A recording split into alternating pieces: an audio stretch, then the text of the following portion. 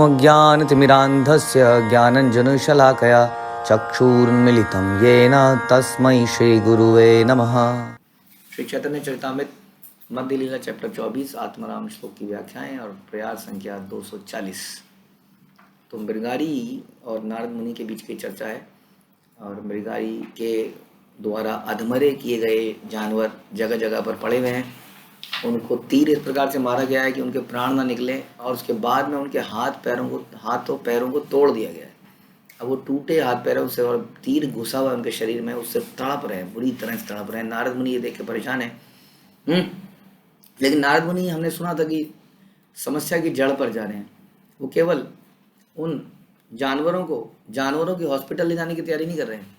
वो सोच रहे हैं इनका सोर्स कौन है, ये आदमी इसे ऐसा कर रहा है, इस आदमी को भी दंडित क्यों किया जाए, क्यों ना इस आदमी को सुधार ही दिया जाए ताकि जड़ ही खत्म हो जाए। ऐसा ही करते हैं वैष्णव लोग, जो संसार में जाके कृष्ण भक्ति का प्रचार कर रहे हैं। कितने सारे लोगों को कृष्ण भक्त बनाकर श्रील प्रभुपाद की कृपा से आज न जाने कितने बकरे और कितने गायें कटने से बच गई हैं। क्योंकि जो आज भक्त हैं वो yesterday they were having non vegetarian food, वो खा रहे थे। न जाने कितने और मुर्गे बकरे गायें वो खा जाते। कम से कम उन्होंने अपने जीवन को सुधारा, अब वो औरों को सुधारने हैं। और न जाने कितने प्रकार से वैष्णवों की कृपा इस संसार के ऊपर है। वास्तव में संसार में हम सोचते हैं आज भी अगर अन्न उग रहा है, बारिश हो रही है, तो इसलिए क्योंकि जगह जगह पर वैष्णव रहते हैं पूरे संसार में। भगवान को उनकी प्रसन्नता के लिए ये सब करना ही है। तो ऐसे ही वैष्णव जंगल में पहुँचे हैं, और जंगल में पहुँच के ये मृगारी से मिलते हैं और बोलते हैं, पथे ये शूकर मृग जानी तो मार हया, व्याध कहे यह कही कह से ही था निश्चय। मैं संशय में था कि सारे अधमरे सुअर और बाकी जानवर पशु क्या तुम्हारे हैं? शिकारी ने उत्तर दिया, हाँ, आप जो कह रहे हैं वो सही है। नारद ने कहा, नारद कहे यदि जीवे मार तुम्हें बाण, अर्ध मारा कर के न नाप लो प्राण। तुमने इन पशुओं को पूरी तरह से क्यों नहीं मारा?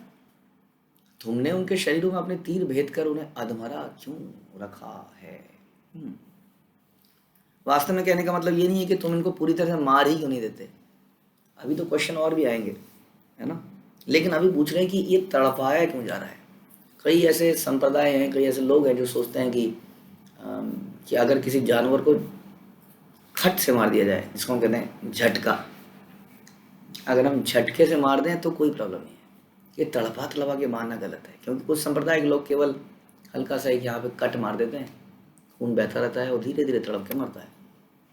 हमने एक बार उनसे पूछा कि ऐसा क्यों करते हो भाई, तो उन्होंने कहा इससे जो है ना एक अलग रस आ जाता है खाने में, और ब्लड जो है सारा बाहर निकल जाता है। झटके से मार देते हैं तो ब्लड अंदर ही रह जाता है, जिससे कि बहुत सारी बीमारियाँ हो सकती हैं। तो हल्का सा काटेंगे तो ब्लड निकलता रहेगा। अलग अलग लॉजिक बना रखे हमने। तो वास्तव में दोनों में ही समस्या है, ऐसा नहीं कि झटके में समस्या नहीं है। तो यहाँ पर इसका मतलब ये नहीं है नारद मुनि का कहने का कि इनको तड़पाया क्यों जा रहा है, एकदम से क्यों नहीं मार देते। लेकिन अभी धीरे धीरे, क्योंकि उसी की सामने वाले की स्थिति के अनुसार बात करनी पड़ेगी ना। नारद मुनि इज परफेक्ट टीचर, वो जानते हैं कब किसको कैसे प्रचार करना है। हरीश्वा क्या नाम है उनका, दक्ष प्रजापति के जो पुत्र थे, पहले 10,000 फिर 1,000, उनको इतने कुशल तरीके से प्रचार किया कि कोई अगर भागवतम पढ़े तो हैरान हो जाए। और वहीं प्राचीन परिषद को बिल्कुल डिफरेंट तरीके से प्रचार कर रहे हैं। ये जो दक्ष के पुत्र थे, इनको इतने इंटेलिजेंट श्लोक बोले कि कोई समझे तो उसका मतलब ही ना समझ में आए क्या बोल रहे हैं। उसके लिए तात्पर्य परपट समझने पड़ते हैं। और दूसरे वाले 1,000 बच्चों को तो कुछ नहीं बोला। तो पहले ये 10,000 भाई थे, इनको ज्ञान दिया कि जो भी ज्ञान दिया, और इसके बाद उन्होंने गृहस्थ आश्रम में एंटर करने का डिसीजन त्याग कर ब्रह्मचारी आश्रम में जाने का प्लान किया। उसके बाद भारत के बाद के 1,000 बच्चे हैं, उन्हीं के भाई थे वो। तो उनके भाइयों को केवल इतना बोला कि तुम अपने भाइयों की सम्मान करते हो? उन्होंने कहा बहुत सम्मान करते हैं। उन्होंने कहा तुम्हारे भाई कौन से रास्ते में गए हैं? उन्होंने उस रास्ते, तुम कौन से रास्ते में जा रहे हो? बस इतना बोला। उन्होंने कहा अच्छा जी ठीक है। उन्होंने भी डिसीजन लिया कि हम भी नहीं जाएंगे गृहस्थ आश्रम में। और तब बाद में दक्ष प्रजापति ने नारद मुनि को श्राप दिया। और इधर प्राचीन परिषद को क्या बता रहे हैं, एक स्टोरी बता रहे हैं इतने सारे चैप्टर्स के अंदर, फिर उसको समझा रहे हैं। मतलब इतना विस्तृत और मृगारी को देखिए बिल्कुल ही डिफरेंट तरीके से कह रहे अधमरा क्यों करते हो, मार क्यों नहीं देते, सीधा मार दो इनको। अब वो बोलेगा कुछ, व्याघ कहे सुनी गोसाई मृगारी मोरा नाम, पीता रक्षक शाते आमी करी अच्छे काम। शिकारी ने बोला कि मैं ये साधु पुरुष, मेरा नाम मृगारी है, अर्थात इसका अर्थ है मैं पशुओं का शत्रु हूं, मेरे पिता ने इसी प्रकार मारे जाने की शिक्षा मुझे दी है। तो हम अपने नाम से बहुत एसोसिएट कर लेते हैं। खासतौर पे वैष्णवों के लिए इसमें खतरा भी है, हाँ, क्योंकि वैष्णव का नाम क्या पड़ता है, भगवान के नामों पे। हाँ, तो कई बार हम अपने आप को भगवान समझने लगते हैं। ध्यान रखिए वो जो दास वर्ड है वो बड़ा इंपॉर्टेंट है, जो सरनेम है, उसके बिना इस नाम का कोई मतलब नहीं है। क्योंकि हम लोग जनरली जब दूसरे को बुलाते हैं तो उसके साथ दास नहीं बोलते, प्रभु लगा देते हैं। हाँ, तो अगर हम बोलते हैं किसी को संकर्षण प्रभु, संकर्षण दास प्रभु तो नहीं बोलते हैं। अब संकर्षण प्रभु अगर ये समझने लगे यस आई एम संकर्षण, तो ऐसा भी हो सकता है। तो नाम के साथ आदमी एसोसिएट करता है, इसलिए वैष्णव में नाम बड़े इंपॉर्टेंट हैं। हाँ, तो हम भगवान के दास, या कोई माता है उसका नाम यदि गोपी है तो ये ना सोच ले कि मैं मटक मटक के चलने लग जाए, आई एम गोपी। हाँ, गोपी की दास है एक्चुअली में। ये भ्रम होने से कहीं वो फिर कपड़े भी गोपी की तरह पहनने लग जाए, मेकअप करने लग जाए। तो ध्यान रखना है हम लोग दास हैं वास्तव में। तो नाम का बड़ा महत्व है। अब इसका नाम बचपन से ही ऐसा रख दिया गया, अब इसको पशुओं का शत्रु, पशुओं का शत्रु, पशु, अब वो पशुओं का शत्रु बन ही गया। तो बोला कि मेरे पिताजी ने भी मुझे ऐसे बोला था कि ऐसे ही करना है, मैं ऐसे ही सीखा। Training is very important, therefore it is said. हम बच्चों के साथ में आजकल हमने कितने माँ बाप जानते हैं, हम जो बच्चों के साथ में वो मीट मांस तो खाते ही हैं, वो तो खुद ही खाते हैं, तो वो भी खाते हैं, साथ में थोड़ी बहुत शराब कभी कभी कह लेते हैं। ये ली सर्दी लगी है, ले ब्रांडी पी ले, ब्रांडी ये तो सर्दी भगाने के लिए। और कभी कभी एक पैक मेरे साथ पी ले, नहीं तो बाहर जाके पिएगा, इसलिए बचपन से मेरे साथ पीना शुरू कर दे। हाँ, या इस तरह की साथ में बैठ के सिनेमा देखते हैं, और सिनेमा गंदी चीज़ें देखते हैं साथ में बैठ के। पिता को भी एंजॉय कर रहा है, पिता तो कर ही रहा है एंजॉय, वो सोच रहा बच्चा तो भी बच्चा है, बच्चा भी समझ रहा है कि मैं बच्चा नहीं हूँ, तुमने क्या सोचा मैं बच्चा हूँ। वो भी मज़े ले रहा है। फिर उसने कहा ये तो पिताजी के सामने तो लिमिटेड एडिशन आया, अब इसका एलेबोरेट एडिशन भी तो कहीं मार्केट में मिलता होगा, कोई सीडी मिलती होगी, कोई कुछ मिलता होगा, फिर वो खोज में लग जाता है। तो इस प्रकार से हम बचपन से ये ट्रेनिंग बच्चों को इंद्र तृप्ति की देते हैं। ट्रेनिंग क्या देते हैं, बिकॉज हम खुद ही करप्ट हैं। हाँ, इसीलिए वो अपने आप ही उस करप्शन को सीख जाता है बचपन से ही, चाहे हम कितना भी छुपा के करें, क्योंकि हमारी चेतना वैसी है। और ऐसी चेतना से हम खाना बनाते हैं तो वो चेतना बच्चों में भी ट्रांसफर होती है, ध्यान रखिए। हाँ, तभी तो बोला गया कि हम भक्तों के हाथ से प्रसाद पाते हैं इत्यादि। लेकिन जहाँ पर हमारे सीनियर, हमारे बड़ों की ही चेतना दूषित होगी, जब वो प्रसाद बनाएंगे तो नीचे वालों की चेतना में वो क्यों नहीं ट्रांसफ़र होगा। इस प्रकार से इसके पिताजी से ही इसकी चेतना ऐसी ट्रांसफ़र हो गई। अर्ध मारा जीव यदि धड़ फड़ करे, तबे ते आनंद मोर बाड़े अंतरे। जब मैं अधमरे पशुओं को तड़पता हुआ देखता हूँ तो मुझे बड़ा आनंद का अनुभव होता है। जैसी हमें ट्रेनिंग मिलती है हम वैसा ही देखने के इच्छुक बन जाते हैं, क्योंकि हमें लगता है ये बताया गया था, ये देखिए बिल्कुल वैसा ही हो रहा है। मेरे पिताजी ने मारा था, ऐसे मारोगे तो ये तड़पेंगे ऐसे ऐसे करके। हाँ, तो देखो बिल्कुल वैसे ही हो रहा है। तो मुझे बड़ा प्रसन्नता है, मैं अपने पिताजी की इच्छाओं को पूरा कर रहा हूँ। बड़ा आनंद मिल रहा है, बहुत आनंद आ रहा है। वास्तव में उसके तड़पने से आपको आनंद आ कैसे सकता है क्योंकि वो एक अलग आत्मा है। हाँ, वो अगर कुछ रसगुल्ला खाएगा तो तुम्हें आनंद नहीं आएगा, और वो भूखा मरेगा तो नहीं आएगा। लेकिन यदि आप उसे प्रेम करते हो तो उसके आनंद में आपको आनंद आएगा, और यदि आप उसे नफरत करते हो तो उसके दुख में आपको आनंद आएगा। ये है समस्या। तो हमें दूसरों से जब नफरत होती है, ईर्ष्या होती है, तो उनके दुखों से हमें सुख मिलता है। अब पता चला बड़ा बनता था, बड़े बनते थे लीडर, हर चीज़ में आगे आ जाते थे, हमको आगे नहीं आने देते थे, अब मरेगा ही, अब मरे। तो ईर्ष्या ये बड़ी खतरनाक है वास्तव में, क्योंकि भगवान देख रहे हैं आपके हृदय में क्या है। जब दूसरों को कष्ट मिलता है तो हमें अगर आनंद आता है, हमें लगता है अच्छा मज़ा सिखाया भगवान ने, तो समझ लीजिए हमारा हृदय ईर्ष्या से भरा है, उसमें गोविंद नहीं रह सकते हैं। तो इनको जब तड़पता हुआ देखता है तो इनको बड़ा आनंद का अनुभव है। सोचिए कैसा कठोर हृदय होगा जो ऐसे तड़पते हुए व्यक्ति को देखकर भी उसका हृदय पसीजता नहीं है, बल्कि उसको मज़ा आता है। नारद कहे एक वस्तु मागी तुम्हारे स्थाने, व्याध कहे मृगादि लह यही तुम्हारे मने। नारद मुनि ने शिकारी से कहा मुझे तुमसे एक वस्तु मांगनी है। शिकारी ने उत्तर दिया आप जो भी पशु या अन्य वस्तु चाहते हैं उसे ले ले। कौन सा चाहिए? वो बकरा चाहिए, वो हिरण चाहिए, वो खरगोश चाहिए, कोई सा भी ले लो, नो प्रॉब्लम। अभी एक बाण मारूंगा 10 और गिरा दूंगा, जो चाहिए ले लो। अब आदमी के पास जो होगा वही तो देगा वो। तो उसने सोचा यही तो है मेरे पास और मैं क्या आया, तो उसने कहा ले लो जी जानवर, कौन सा जानवर चाहिए? मृग छाल चाह यदि आई समोर घरे, यह चाह ताह दिव मृग व्याघ्राम बरे। यदि आपको मृगशाला चाहिए तो मेरे पास बहुत है, चिंता मत कीजिए। उन्होंने कहा योगी है तो कहीं मृगशाला में बैठ के कहीं योग करता होगा, तो मैंने तो बहुत हिरण मार के उनकी खाल उतार के रखी हुई है। हाँ, मैं आपको मृगशाला व्याघ्र की खाल दे दूंगा, शेर चीते जिसकी खाल चाहिए उसकी खाल दे दूंगा। क्या चाहिए बताओ? नारद कहे इहा आमी किछु नहीं चाहिए, आर एक दान आमी मागी तो मा ठाई। नारद मुनि ने कहा मुझे कोई चाल नहीं चाहिए, मैं तुमसे दान में केवल एक वस्तु चाहता हूँ। योग के प्रोसेस में भी बहुत कुछ करना पड़ता है। ऐसा शास्त्र कहते हैं कि मृग छाल पर बैठो, कमर को सीधी करो, ऊंचे स्थान पे बैठो, तो उसके कुछ फायदे, कुशाग्रास लगाओ, कई फायदे थे उसके जो हम जानते नहीं है। जैसे कि कई जानवर, कई कीट पतंगे ऐसे में तंग करने नहीं आते हैं, इरिटेशन नहीं होती है, चींटियाँ इत्यादि नहीं आती है। आदमी जप करने बैठा है या वो योग करने बैठा है, योग उसको घंटों घंटों, कई दिनों, महीनों, सालों तक करना है। तो कुछ कुछ ऐसे प्रावधान थे, लेकिन हाँ उसका अलग था। जनरली ऐसा हमने सुना है कि मरे हुए जानवरों की छाल खाल इस तरह से निकाली जाती थी। उसके लिए जानवरों को मारना, तड़पाना, खाल निकालना, फिर योग करने बैठा तो फायदा क्या हुआ? तो हमारा जो भक्ति योग है बड़ा सरल है, उसमें किसी वस्तु की आवश्यकता नहीं। कहीं भी चले जाओ, ये जो है जवान हमें दे रखी है, हमारे साथ ही चलती है। कहीं भी जाके हरे कृष्णा हम लोग जप कर सकते हैं, हम नाम जप सकते हैं। अब माला ले जाना कहीं पर भी कोई मुश्किल नहीं है। आजकल तो माला मल्टीपर्पज़ आइटम बन गई है, उसके अंदर पर्स भी बन गया है, बहुत सारी चीज़ें हैं। तो माला हर जगह ले जाना आसान है, बड़ा आसान है भक्ति करना, कोई वस्तु की आवश्यकता नहीं है। इसलिए कोई पाप कर्म इसमें नहीं होता है, आराम से बस आपको नाम जपना है। जबकि हम देखते हैं कि यज्ञ के प्रोसेस में, बाकी प्रोसेस में कोई ना कोई अपराध हो जाते हैं, गलतियां हो जाती है। तो नारद मुनि ने कहा मैं कोई छाल नहीं चाहता, मैं तुमसे दान में केवल एक वस्तु चाहता हूँ। काली है ते तुम यही मृगादी मारीबा, प्रथम यही मारीबा अर्ध मारा न करीबा। मैं तुमसे याचना करता हूँ कि आज से आगे तुम पशुओं को पूरी तरह मारोगे, उन्हें अधमरा नहीं छोड़ोगे।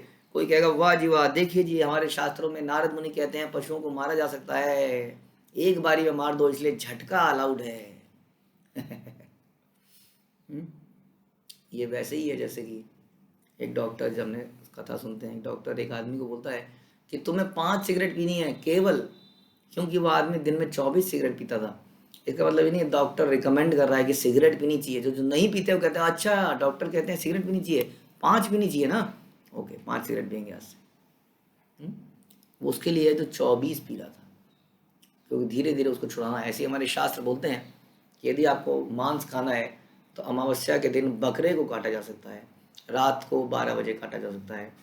हाँ, और काट के पहले काली को चढ़ाना होता है और उसके बाद उसका अवशेष पाना होता है। और काटते हुए खुद काटना है, किसी दुकान से कटे हुए बकरे को नहीं लाना है, खुद अपने हाथों से ही काटना है। और काटे हुए यही मंत्र बोलना है कि अभी मैं तुम्हें काटूंगा, बाद में तुम मुझे काटो। तो शास्त्रों में ऐसे नियम बनाए गए ताकि कुछ रेस्ट्रिक्शन लगे और आदमी को धीरे धीरे रियलाइज़ हो कि ये ठीक चीज़ नहीं है, I am doing something wrong. और धीरे धीरे, क्योंकि वो अदरवाइज बिना किसी नियंत्रण के काट माट रोज काट रहा है, रोज खा रहा है, गलतियां करे जा रहा है। इसलिए हर उसमें कुछ कुछ रेस्ट्रिक्शंस लगाई गई कि ये मत खाइए, इस दिन मत खाइए, अच्छा इस दिन खा लीजिए। फिर हम कुछ व्रत आते हैं संसार में, साल में 2 बार, चलो जी नवरात्रे आते हैं, जी नवरात्रे को तो मत खाओ भैया, कम से कम देवी की पूजा करो। यानी कि देवी की पूजा को अच्छा नहीं लगता है, इसका मतलब क्या, मांस अच्छा देवी को लहसुन प्याज भी अच्छा नहीं लगता है। ओह, तो देवी की पूजा केवल हम 9 दूनी 18 दिन करेंगे, बाकी दिन देवी को नाराज करेंगे क्या लहसुन प्याज खा के? 18 दिन लहसुन प्याज नहीं खाएंगे। तो सोचने की विषय है। लेकिन जो व्यक्ति पूरी तरह नहीं छोड़ पा रहा है उसके लिए ये भी बेहतर है। हाँ, जो पूरे साल कुकर्म कर रहा है, कम से कम वो कुछ समय तो उससे बचे, व्रत के दिन इसलिए हैं, लेकिन जो उन्नत लोग हैं उन्हें सोचना चाहिए कि भगवान की इच्छा क्या है इसके पीछे। हमें तो इच्छा करनी है पूरी, हमें बताए हुए के अलावा जो नहीं बताया उसको भी सोचना है। जो उज्जवल, जो सबसे बेस्ट शिष्य होता है, वो गुरु की समस्याओं को समझता है, गुरु की इच्छा को समझता है, ना कि केवल उनके वचनों को। और जो दूसरे डिग्री का है वो वचनों को सुन के करता है, जो तीसरे डिग्री का है वो वचनों को सुन के भी नहीं करता है, उसके साथ फॉलो अप करना पड़ता है। हाँ, तो इसलिए हमारे लिए यह आज्ञा नहीं है इसका मतलब कि तुम एक झटके में मार दोगे, खा जाओगे। तो मृगारी को नारद मुनि कुछ स्पेशल ज्ञान देने वाले हैं, धीरे धीरे उसको उठाएंगे। अभी केवल इतना कह रहे हैं कि तुम पूरी तरह से मार दो। हाँ, कुछ बोल रहे हैं उसके पीछे, अब देखिए उसके दिल में कुछ जिज्ञासा आएगी। व्याघ व्याध कहे कीबा दान मागिला हमारे, अर्ध मारिले कीबा हाया ताहा कहा मोरे। शिकारी ने कहा, महाशय आप मुझसे ये क्या मांग रहे हैं? इन पड़े हुए अधमरे पशुओं में क्या बुराई है? क्या आप मुझे बता सकते हैं? अब इनके आ गया ना डाउट, जिज्ञासा पैदा हुई। तो जिज्ञासा जागृत कर दी उसके अंदर। ऐसा प्रश्न पूछा कि जिज्ञासा है। अगर सीधा ही ऐसे बोल दे, हे मृगारी तुम धूर्त मकार हो, आज से ही सब छोड़ दो, अभी ज्ञान देने के प्रोसेस में जिज्ञासा पैदा की जा रही है। तो उसको बोला जा रहा है तुम एक काम कर सकते हो, इनको एकदम से मार दो। ऐसा एकदम से मार दो क्यों, क्या समस्या है, ऐसा क्यों कह रहे हैं आप, क्या फर्क है दोनों में? नारद कहे अर्ध मारी ले जीव पाया व्यथा, जीवे दुख दिते छे तोमर हईबे एछे अवस्था।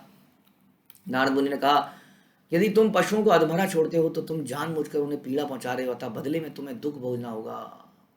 पीड़ा ज़्यादा है, दोनों काम गलत हैं, लेकिन अधमरे में तो वो जो पीड़ा सहन कर रहे हैं वो पीड़ा तुम्हें भी होगी। ऐसा मत सोचो कि तुम बच जाओगे इस पीड़ा से, तुम्हें भी कोई अधमरा छोड़ेगा। इसलिए हर कर्म का एक प्रतिफल इस संसार में हमारे लिए खड़ा हो जाता है, हमें दिखता नहीं है। यही समस्या है संसार में। आदमी जितने पाप करता है वो समझता नहीं है वो पाप उसके सामने कैसे खड़े होंगे, किस रूप में खड़े होंगे। हाँ, कभी कैसे भी रूप में खड़े हो सकते हैं। हमने जो चीज़ हमने करी वही चीज़ हमारे सामने बड़ी बिगड़ी हुई तरीके से आती है, और है ना, देन यू शुड रियलाइज कि यस मैंने कुछ किया था अपने जीवन में, हाँ मैंने ये किया था, मैंने ये किया था, अब वो मेरे सामने आ रहा है। लेकिन जो समझदार व्यक्ति है उसको करने से पहले सोचना चाहिए। जो मूर्ख व्यक्ति कहते हैं ना, वो चार तरह के लोग होते हैं। हाँ, जो एक तो होता है जो सुन के समझ जाते हैं, एक होता है जो दूसरे को देखते हैं, उसके जीवन में कष्ट देखते हैं, रियलाइज़ करते हैं, समझ जाते हैं। तीसरे वो होते हैं जो अपने जीवन में कष्ट देखते हैं, उनको समझ में आ जाता है। और चौथे वो होते हैं जो सब भी नहीं सुधरते। तो कम से कम हमें दूसरी कैटेगरी पे तो आ ही जाना चाहिए। पहली कैटेगरी तो बेस्ट है, दूसरी में कम से कम दुनिया में इतने कष्ट को देखते हुए तो समझ में आए। तो इस प्रकार से हमारे जीवन में जब कष्ट आते हैं तो हमें रियलाइज करना चाहिए कि हमने पाप किया है, वो कहीं ना कहीं से किसी न किसी रूप में हमारे सामने आ रहा है, या हमारे अपनों के सामने आ रहा है। जरूरी नहीं हमारे सामने आए, कई बार हमारे को रिएक्शन हमारे अपनों के थ्रू मिलते हैं, क्योंकि अक्सर हमने देखा है कि जब अपनों को रिएक्शन मिलता है तो हमें ज़्यादा कष्ट मिलता है। लेकिन ऐसा नहीं है कि अपनों को कष्ट हमारी वजह से मिल रहा है, वो ऐसे लोगों का संयोग किया जाता है, या ऐसी परिस्थिति बनाई जाती है। भगवान ऐसी परिस्थिति बनाते हैं कि हमारे अपनों को भी कुछ कष्ट मिलना था, हमने भी कुछ कर दिया, कुछ ऐसा किया गया कि दोनों को एक साथ रियलाइज हो पाए। तो कम से कम तब तो हमें रियलाइज करना ही चाहिए। तो यहाँ बता रहे हैं कि तुमने जो इनको मारा इसके बदले में तुम्हें जरूर पीड़ा होगी, ये तुम्हें भोगना पड़ेगा। ये मत सोचो कि तुम इससे बच जाओगे, मामला रफा दफा हो जाएगा तो तुम बच जाओगे, किसी कोर्ट में किसी को खिला पिला दोगे तो सारे अपने पापों से मुक्त हो जाओगे। यहाँ मुक्ति का कोई चांस नहीं, क्योंकि यहाँ पर 12 लोग निरंतर हमें ऑब्जर्व कर रहे हैं। सूर्य देव, वायु, कौन नहीं, कौन सी जगह है जहाँ पर ये लोग नहीं है, और स्वयं परमात्मा। इसलिए बचा नहीं जा सकता, ध्यान रखिए। यदि हमारे अनर्थ यदि सबके सामने नहीं आए हैं, इसका मतलब ये नहीं है कि हम उनके रिएक्शन से बच जाएंगे। रिएक्शन से बचने का एक ही तरीका है, घनघोर प्रायश्चित किया जाए, घनघोर प्रायश्चित, और उसके लिए तपस्या करी जाए, भक्ति युक्त तपस्या और प्रायश्चित और क्षमा प्रार्थना, बार बार बार बार बार बार बार बार। ये बड़ा ज़रूरी है, क्योंकि खाली हमें जो हम तपस्या करते हैं वो भी हमें कई बार कठोर बना देती है। साथ में क्षमा याचना, उससे ही सामने वाले का हृदय पसीजता है। एक महाजन नारद मुनि का प्रमाणिक कथन है, यदि कोई किसी जीव को कष्ट पहुंचाता है बेमतलब में, तो प्रकृति के नियमों द्वारा वैसा ही कष्ट उसे पहुंचाया जाएगा। यद्यपि मृगारी असभ्य था, फिर भी उसे अपने पाप कर्मों का फल भोगना पड़ता। किंतु यदि कोई सभ्य मनुष्य अपनी तथाकथित सभ्यता को बनाए रखने के लिए कसाई घरों में नियमित रूप से पशुओं की हत्या कराए, वैज्ञानिक विधियों और तंत्रों का, यंत्रों का प्रयोग करते हुए करे तो उसके मिलने वाला कष्ट का अनुमान लगा सकता है कोई? नहीं। लोग नहीं जानते हैं कि जिस पैकेट में वो 1 किलो मीट लेके आते हैं उस पैकेट के पीछे कितना कुछ अत्याचार हो चुका है। उसका रिएक्शन किसको मिलेगा? तथाकथित सभ्य व्यक्ति अपने आप को बहुत शिक्षित मानते हैं किंतु प्रकृति के कठोर नियमों के विषय में नहीं जानते। इसलिए कम से कम भक्तों को समझना चाहिए, क्योंकि उन्होंने शास्त्रों को पढ़ा है। समझना चाहिए उसको। क्या कई बार लोग कहते हैं दिल तो पागल है, दिल क्या क्या करें, मानता नहीं। दिल है कि मानता नहीं, क्या करें, मजबूर हो जाते हैं। हम उनको कहते हैं क्या कभी आपने ऐसी मजबूरी महसूस करी है कि आपके जूस के अंदर बड़ी प्यास लगी है, आपको जूस पीने की आदत है, लत है, आपको मना करा गया है, माना उसके अंदर आपको कोई बता दे कि इसमें मैंने बस 1 बूंद विष की डाल दी है, तो तब आप कहते हैं दिल है कि मानता नहीं। ऐसा बोला है कभी आपने? ऐसा मैंने तो नहीं देखा कोई भी व्यक्ति ऐसे। हाँ, फिर क्या है दिल? क्या है? यानी कि ये भी ढकोसला है ना, दिल है कि मानता नहीं। हाँ, उस जहर की 1 बूंद के साथ आप पी लेंगे उस चीज़ को। माना जिस चीज़ की आपको लत है, माना अवैध संबंध की आपको लत है, ठीक है। अब आपको पता चल जाए जो स्त्री सामने है वो एक चुड़ैल है, और वेशभूषा के आई हुई है, और जैसे ही मैं उसका संग करूंगा मेरे को खा के मेरे दांत गाड़ देगी मेरे गले में तो क्या आप कर पाएंगे? नहीं कर पाएंगे। तो ये सब बेकार की बातें हैं कि दिल है कि मानता नहीं। वास्तव में हम उसके प्रतिफलों को सोच नहीं पाते कि इसके बदले में जो मिलने वाला है वो कितना खतरनाक है। कितनी अजीब सी बात है, शास्त्रों को पढ़ के, सुन के, आसपास देख कर, हाँ, फिर भी हम नहीं समझते हैं कितने भयंकर भयंकर भयंकर दुख इस संसार में। अगर आपको देखना है तो कभी किसी हॉस्पिटल के इमरजेंसी वार्ड में चले जाइए, हाँ, या आप कहीं शमशान में रोते हुए लोगों को देखिए, या कहीं ऐसे दुख संसार में चारों तरफ दिखेंगे आपको। लेकिन हम सोच रहे हैं कि हम बस चुपचाप से बड़ी स्मार्टली कुछ एंजॉय करेंगे, किसी को पता नहीं चलेगा। तो कह रहे हैं कठोर नियमों से कोई नहीं बच सकता। जो अपने आप को शिक्षित मानते हैं उनको तो समझना चाहिए। प्रकृति के नियमानुसार जीवन का बदला जीवन से लिया जाता है। कसाई घर चलाने वाले व्यक्ति के कष्ट का हम अनुमान भी नहीं लगा सकते। वह न केवल इस जीवन में अपितु अगले जीवन में भी कष्ट पाता है। कहा जाता है कि शिकारी हत्यारे का बधिक को ना तो जीने का और ना ही मरने का परामर्श दिया जाता है। तो सुना है ना आपने कथा, जो एक साधु जाता है तो उसके पास कसाई के पास से निकलता है तो क्या आशीर्वाद देता है कि तुम ना तो जियो ना तो तुम मरो, क्योंकि तुम्हारा जीवन भी नरक है, तुम्हारे मरने के बाद भी नरक है। तपस्वी को बोलता है तुम तुरंत मर जाओ तो अच्छा है, क्योंकि तुम्हारे जीवन में कष्ट ही कष्ट है, मरने के बाद तुम्हारे जीवन में बहुत फायदा है, ऊपर के लोगों में जाओगे, अभी तो तुम तपस्या कर रहे हो। और एक विषयी व्यक्ति, अमीर व्यक्ति, राजकुमार व्यक्ति, उसको कहते हैं तुम ना ही मरो तो अच्छा है, क्योंकि तुम्हारे जीवन में जो एंजॉयमेंट है, मरने के बाद तुम्हारे जीवन में बड़ी समस्या है, तुम मरो ही ना। एक को बोलता है तुम मर जाओ, एक को बोलता है तुम तो जियो या मरो, तुम्हारे लिए तो दोनों ही बेकार है। और भक्त मिलता है उसको बोलता है तुम्हारे लिए तुम जीवित रहो या मरो, दोनों में ही तुम्हारे लिए आनंद है।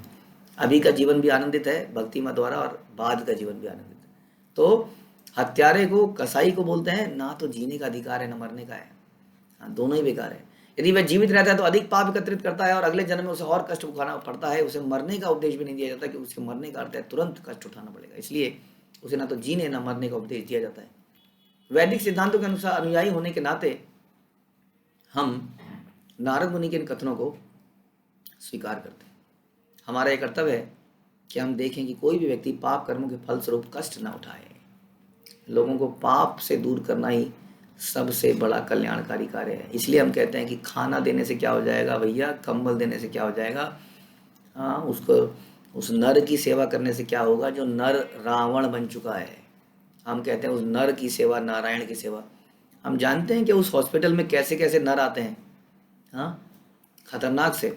मैं कुछ दिन पहले एक हॉस्पिटल में था और वहाँ पे इमरजेंसी वार्ड में एक आदमी बिल्कुल रावण जैसा ही था, वो बिल्कुल रावण जैसा, और करार, जबरदस्त करारा था, कांप रहे थे उसके हाथ, फ्रैक्चर हो गया था उसकी टांग में, जबरदस्त दर्द हो रहा था उसको।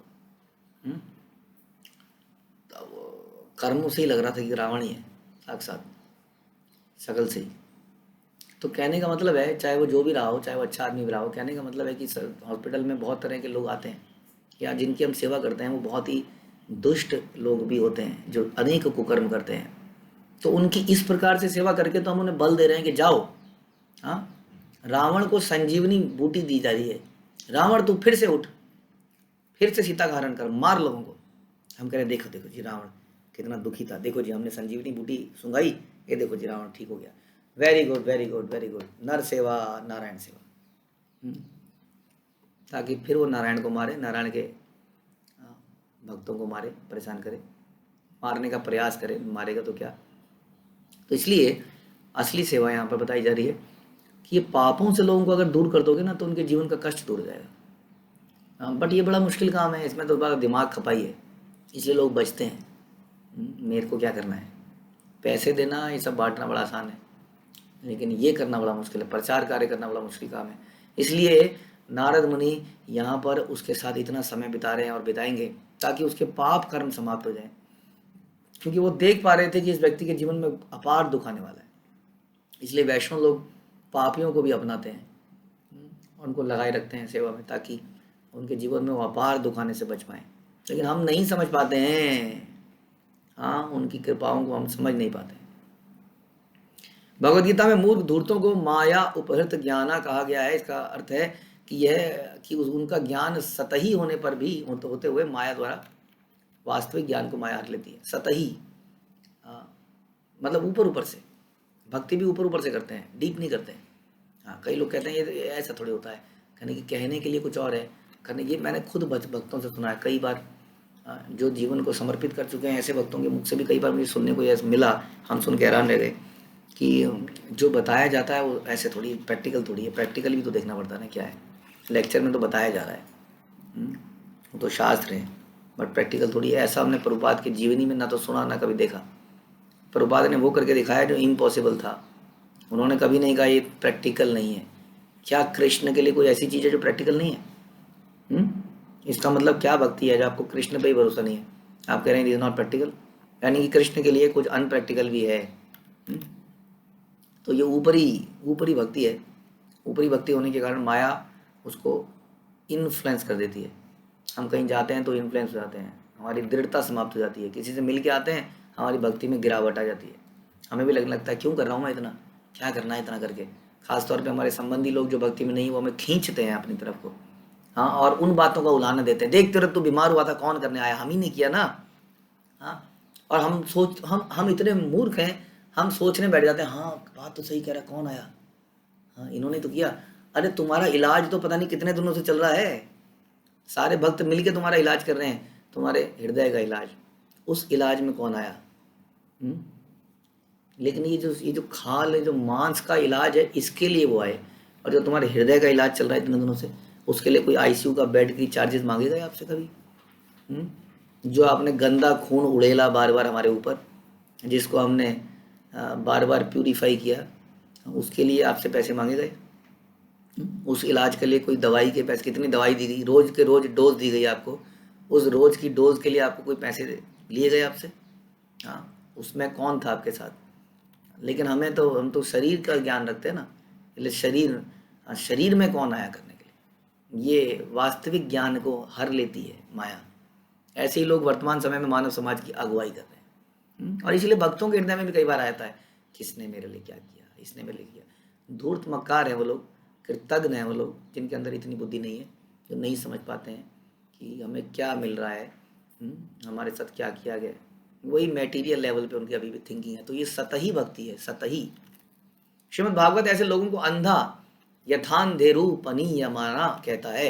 ये धूर्त स्वयं तो अंधे होते हैं, फिर भी वो दूसरे अंधे लोगों को का मार्गदर्शन करते हैं। मैं बताऊंगा तुम्हें, छोड़ो तुम मेरे पास आओ, इधर आओ, यहाँ पर कुछ नहीं है, यहाँ सब बेकार है। जब लोग ऐसे नेताओं का अनुसरण करते हैं तो भविष्य में उन्हें अपार कष्ट मिलता है। तथा कथित प्रगति या उन्नति के बावजूद यह सब घटित हो रहा है, तो कौन सुरक्षित है, कौन सुखी है, कौन चिंता रहित है। व्याघ तुम्ही जीव मार, अल्प अपराध तोमार, कदर थना दिया मार, ए पाप अपार। नारद मुनि ने आगे कहा, हे शिकारी, तुम्हारा कार्य पशुओं का वध करना है, यह तो तुम्हारा अल्प अपराध है। किंतु जब तुम जानबूझकर उन्हें अधमरा छोड़कर व्यर्थ तड़पाते हो तो तुम बहुत पापी भारी पाप करते हो। पाप की भी डिग्री है, अलग अलग प्रकार के पाप हैं, उनकी अलग अलग डिग्री है, और अलग अलग पाप के अलग अलग नरक लोक हैं, जो कि हम भागवतम में पढ़ेंगे आगे जाके 5वें कैंटो में। हाँ, तो ये हर पाप की एक कैटेगरी बना रखी है, उसके लिए एक अलग सा ही नरक बना रखा है। हमें सोचना चाहिए कि मनुष्य जीवन पाकर हम कितने बुरे लगेंगे वहाँ पर जेल में जाते हुए। पशु हत्यारों के लिए अन्य उत्तम आदेश है। मानव समाज में सदैव से पशु हत्यारे और पशु भक्षक रहे हैं, क्योंकि कम सभ्य लोग मांसाहार के आदी हैं।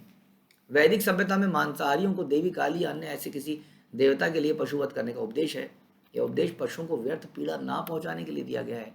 जैसा कसाई घरों में होता है, देवता के लिए बलिदान यज्ञ में एक ही बार में पशु का गला काटने की संशुद्धि की गई है। इसे कृष्ण पक्ष की रात में करना चाहिए। उस समय वध किए जा रहे पशु की पीड़ा ध्वनि किसी को सुनाई नहीं पड़नी चाहिए। अन्य भी अनेक निषेध हैं, डोंट्स हैं। माँ में केवल एक बार पशु हत्या की अनुमति बता रहे हैं, एक बार अमावस में, और पशु के हत्यारे को अगले जीवन में ऐसा ही कष्ट भोगना पड़ता है हत्यारे को। इस समय तथाकथित सभ्य व्यक्ति किसी भी धार्मिक उत्सव या अनुष्ठान में मूर्ति को पशुओं की बलि नहीं देते। वो खुलेआम केवल अपनी जीभ के स्वाद के लिए नित्य हजारों पशुओं का वध करते हैं। इसी कारण संपूर्ण जगत नाना प्रकार से पीड़ित है। राजनीतिज्ञ व्यर्थ ही युद्ध की घोषणा करते हैं। भौतिक प्रकृति के कठोर नियमों के अनुसार राष्ट्रों के सामूहिक रूप से हत्याएं ऑलरेडी हो रही हैं। हम कहते हैं देखिए जी कितना बड़ा युद्ध हो रहा है, कितनी गलत बात है, कितने लोग मर रहे हैं। अरे कितने करोड़ों जानवर रोग मर रहे हैं, उनको हम अपने ब्रेड के अंदर जानवर को खा रहे हैं। हम लोग जान ही नहीं रहे, कितनी बड़ी हत्या तो ऑलरेडी हो रही है। मोहग्रस्त जीवात्मा भौतिक प्रकृति के 3 गुणों के अधीन अपने आप को कर्मों का कर्ता मानता है, जबकि वस्तु में प्रकृति द्वारा कर्म संपन्न होते हैं। ऐसा गीता में बताया गया। प्रकृति के नियम बड़े कठोर हैं। किसी को यह नहीं सोचना चाहिए कि पशुओं का वध करने की स्वतंत्रता प्राप्त है और उसे इसका परिणाम नहीं भोगना पड़ेगा। ऐसा करके कोई बच नहीं सकता। नारद मुनि कहते हैं कि पशुवध अपराध है, विशेषतया जब पशुओं को व्यर्थ ही कष्ट पहुंचाया जाता है। मांसाहारी तथा पशु बधिकों को परामर्श दिया जाता है कि वो कसाई घरों से मांस ना खरीदें। हाँ, वे चाहे तो मांस में एक बार काली की पूजा किसी शुद्ध पशु को मारकर खा सकते हैं, प्रभुपाद कह रहे हैं। ठीक है, तो आज से प्रण लीजिए, जो भी खाएगा या खाता है वो खुद मार के खाएगा। फिर देखते हैं कैसे मारेंगे आप। उसके ब्लड के स्टेन्स को साफ करेगा, उसको फाड़ेगा, अंतड़ियों को साफ करेगा, खाल को निकालेगा, नोचेगा, हाँ, फिर उसके टुकड़े बनाएगा, फिर अपने कुकर को शुद्ध करेगा। तो इस प्रकार अगर करने को राजी हैं तो ज़रूर ऐसा कीजिए। हाँ, और उसके बाद एक काम मत भूलिएगा कि काली माँ को जरूर कुछ ऑफर कीजिएगा। हाँ, किंतु इस विधि का पालन करने पर वह अपराधी तो रहता ही है। हाँ, अपराधी रहेगा फिर भी, ये मत सोचिएगा, लेकिन अपराध कम हो जाएगा, उतना नहीं रहेगा। हाँ, कुछ हद तक कम हो जाएगा। ये प्रोसेस बनाया ही इसलिए गया है इतना कॉम्प्लिकेटेड, ताकि मनुष्य को समझ में आए हाँ कि कितना बड़ा अपराध ये है। जब वो खुद काटेगा तो क्या होगा, सुनिए, जब वो खुद काटेगा तो उसकी आवाज़ उसके कानों में जाएगी। हाँ, उसका तड़पता हुआ शरीर वो देखेगा, और उसके देखने से उसको रियलाइज़ होगा कि हाँ मेरे से कुछ भारी गलती हुई है। इसी तरह से समाज में ना पैकेज बना दिया गया हर चीज़ को, पैकेज। बहुत प्रोस्टिट्यूशन संसार में फैल रहा है, लेकिन ये स्थिति नहीं देखी गई है कि ये जो दुष्ट लोग होते हैं जो ऐसे संबंध बनाते हैं उनका बाद में क्या असर होता है। दिख नहीं रहा है ना, कुछ भी बुरा कुछ नहीं दिख रहा है। पिक्चर में दिख रहा है लैला मजनू लोग गा रहे हैं, और एंड पिक्चर का क्या हो रहा है, विलन को मार दिया and lived happily thereafter. भगवान कहते हैं दुखालय शाश्वतम, हमारे डायरेक्टर साहब कह रहे हैं दे लिव्ड हैप्पीली फॉरएवर। अब ये नहीं जानते हैं कि कितने जो पाप कर्मों का जो फल है वो कितना बुरा है। हम हमेशा एक्टर एक्ट्रेसेस के जीवन में मज़े देखते हैं, क्या मज़े हैं, आज इस हीरो के साथ है, कल उस हीरो के साथ है, आज इस हीरोइन के साथ है, कल उस, क्या मज़े आ रहे हैं। कोई जिम्मेदारी नहीं, कोई मज़े हैं, कोई कमिटमेंट नहीं। हमें भी हीरो बनना है। हाँ, हम ये नहीं देख रहे हैं कि रील के अंदर, स्क्रीन के अंदर केवल उनकी अच्छी शक्लें दिखाई जा रही हैं, उनके जीवन में जो कष्ट आते हैं तो ये देखने से एक्चुअली पता चलता है, लेकिन ये छुपाए जाते हैं। हमेशा अच्छी चीज़ों को प्रस्तुत किया जाता है। शास्त्र में दूसरी कैटेगरी की चीज़ों को भी प्रस्तुत करता है। कैसे एक व्यक्ति जरा सा अपराध करने के कारण क्या बन गया, एक व्यक्ति नलकुबर और मणिगिर पेड़ बन गए। हाँ, और कोई जो है वहाँ पे वो छिपकली बन गया, ब्राह्मण के साथ दान में कुछ गड़बड़ कर दी, कोई कुछ बन गया। नरक ऐसे होते हैं। तो शास्त्र हमें आईना दिखाते हैं, इसलिए लोग शास्त्रों से कई बार भागते भी हैं, लेकिन भागने से हमारे पाप भी हमारे पीछे पीछे भाग के आते हैं, उनसे हम छुटकारा नहीं पा सकते। तो बहुत सारी शिक्षाएं मृगारी की कहानी से मिलती हैं, केवल मांस भक्षण की शिक्षा नहीं मिलती है। बहुत सारी शिक्षाएं, पाप कर्म और उसका रिएक्शन कैसे हमारे सामने आता है, उसके बारे में नारद मुनि बता रहे हैं। तो यहीं समाप्त करते हैं। हरे कृष्णा। श्रील प्रभुपाद की जय। श्री चैतन्य चरितामृत की जय। श्री कृष्णदास कविराज की जय।